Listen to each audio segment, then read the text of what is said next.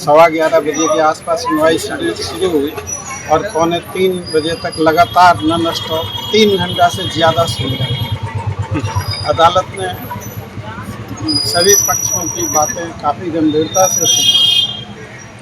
इस सुनवाई के दौरान सीबीआई के जो आईओ हैं, जब उनसे पूछा गया कि मनीष रंजन को जमानत दे दी जाए, उन्हें कस्टडी में रखने की आवश्यकता है या नहीं है, जमानत दी जाए या नहीं दी जाए, तो सीबीआई के आईओ योगी श्रीवास्तव जी हैं, उन्होंने कहा कि मनीष रंजन को कस्टडी में रखने का कोई औचित्य नहीं है और जमानत अगर दे दी जाती है तो उन्हें कोई आपत्ति नहीं है।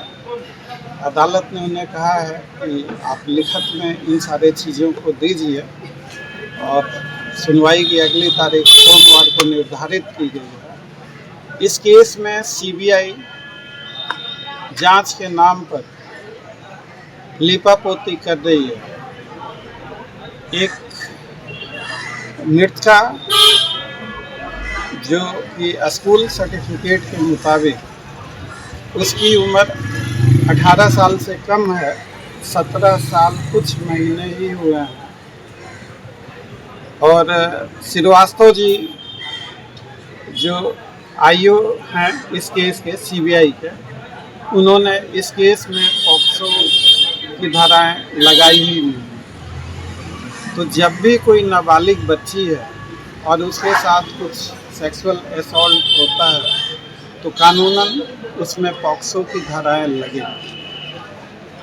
वो कानून से ऊपर नहीं, वो संविधान से ऊपर नहीं। उन्होंने अदालत में आज काफ़ी अनएक्सपेक्टेड तरीके से ये सारी बातें कही हैं,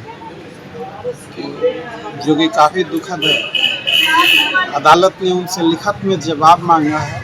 अगली सुनवाई सोमवार को है। चूँकि मामले की सुनवाई अदालत में विचाराधीन है, तो मैं अपने मीडिया के साथियों से यह प्रार्थना करना चाहूँगा कि इससे ज़्यादा मैं कोई और बयान नहीं देना चाहूँगा। अदालत में सुनवाई चल रही है, अदालत की सुनवाई पे भरोसा रखिए। यह केस हमारे देश की लाखों करोड़ों बेटियाँ, एक बेटी डॉक्टर बनने का सपना लेके अपने दिल में आती है, उसका बलात्कार होता, उसका हत्या होता, उसका स्कूल सर्टिफिकेट के मुताबिक वो माइनर है। उसके इंसाफ की लड़ाई हम लोग अपने अंतिम सांसों तक लड़े। अदालत पर भरोसा है हम लोगों को। इंसाफ सिर्फ होना ही नहीं चाहिए, होते हुए दिखना भी चाहिए। वकील साहब, सवाल ये है कि क्या आज रश्मि कुमारी और एसआईटी इन दोनों के बयानों में मोबाइल और सीडीआर दोनों के बयान अलग थे?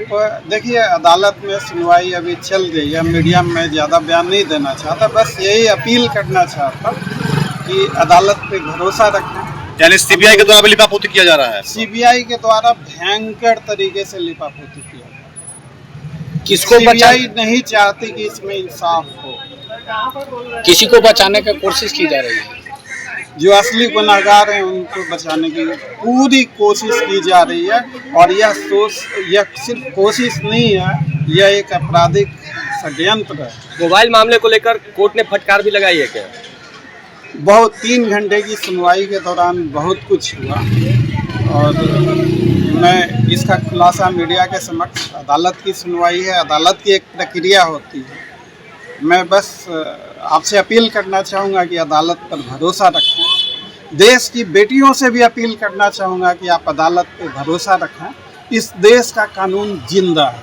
परिचय मनीष रंजन के बारे में क्या बात है? छोड़ने के सवाल पर कोर्ट ने प्रश्न उठाया कि अवैध हिरासत में रखा गया है, किसी को जरूरत नहीं। देखिए, जो मैं बयान दे चुका उससे ज़्यादा नहीं कहना चाहूँगा, क्योंकि मामला अदालत में विचाराधीन है। मैं नहीं चाहता कि इस मामले का कोई मीडिया ट्रायल हो।